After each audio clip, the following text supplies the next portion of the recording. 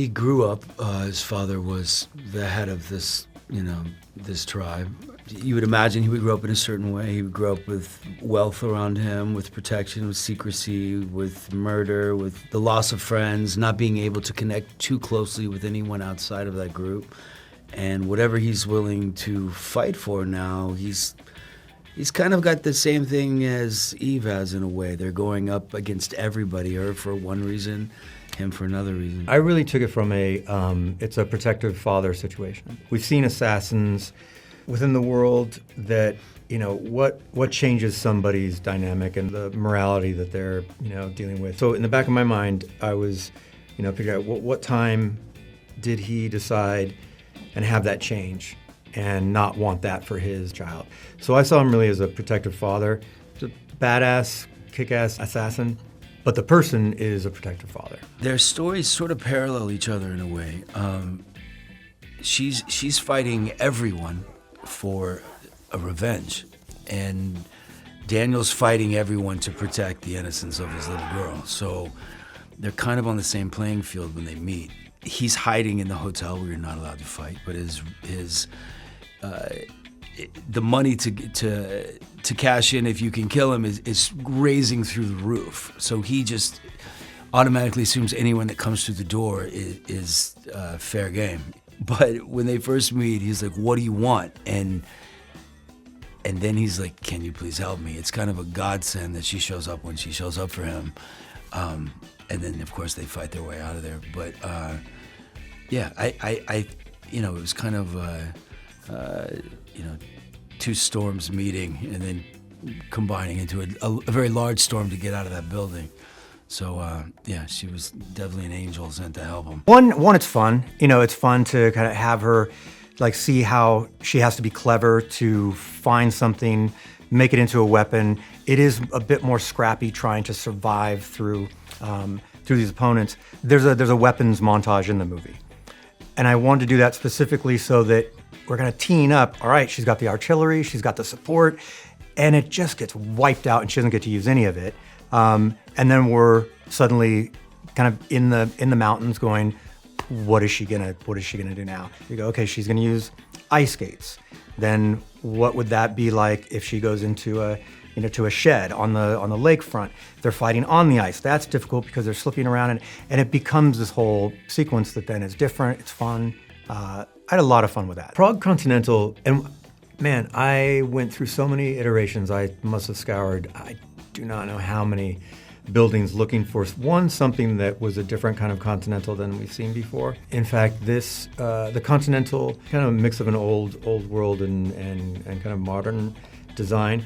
I based it off of, I was scouting for another scene on the riverfront and came across this large glass window door. And it was just a beautiful design, cobblestone wall. And I was like, that is the entrance to the Continental, which I have no idea what it looks like yet, but I found the door.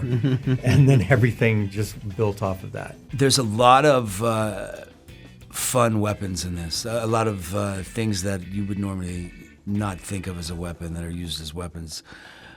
Eve uses ice skates in a really cool way. There's grenades. There's a grenade sequence that's kind of fantastic with, I love the scene when the grenade goes off, she goes behind the big metal door, boom. It's one of those worlds, the John Wick world, where they you've seen Keanu do it with pencils, with library books, so it's, you knew going into this it was going to have very creative ways to use everyday items as weapons,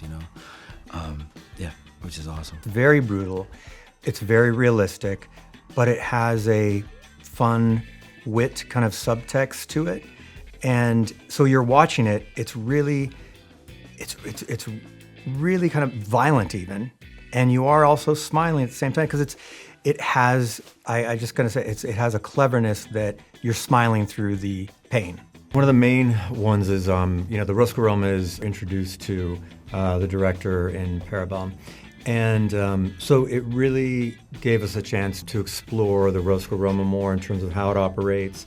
In John Wick, his dealings with the director, their relationship, so we're given a bit of an introduction, but in this film, we get to really explore the layers of what if somebody was coming in from the beginning? How does the training work? How does the ballet really tie into then combat and being an assassin? And so a lot of that was a fun, both on research and just developing what's the living quarters like? How's the lifestyle?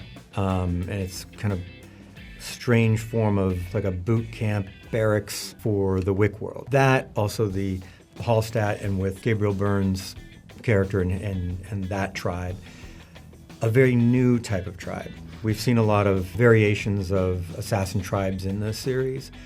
This one specifically, and I really wanted to just make it stand out in an odd way, that it's much more like a cult than it is a tribe. So a lot of things that were nice to just expand on. We met each other and we hit it off, and I knew it was going to go down how it went down, but she's so dedicated to her performance, to memorizing the choreography, with a ferocity. There's you can memorize it and go through the motions, and then you can really like fight through it. And she had a very determined attitude through all of it, and from point A to point B, there's all these things happening, but she's coming at you. So she's I really loved watching her work. I liked hanging out with her offset. But yeah, it's one of those things where you're like, okay, you got to bring it. She's bringing it. Everybody's bringing it. You got to bring it. You're sort of stepping into an Olympic level of fight coordination. So you want to be the best you can. It was very impressive to watch her work. She's a badass. I hope they'll take away that there's they have a familiar world. That, I think, is the most important, is that I love the world. I think the world that Chad and Shay and everybody created is so layered, so interesting, so strange in a cool way. So I would hope that they have a feeling like they're in the same world, but the experience is a completely new one. Very different kind of character. Eve is almost the opposite of John in terms of their path and their stories. So it's a very different experience, but in a world that we love.